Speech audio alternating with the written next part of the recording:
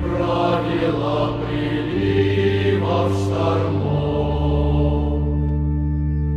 устанавливаешь слугам своим, храни нас от опасностей варпа, дабы вернулись мы благополучно во владение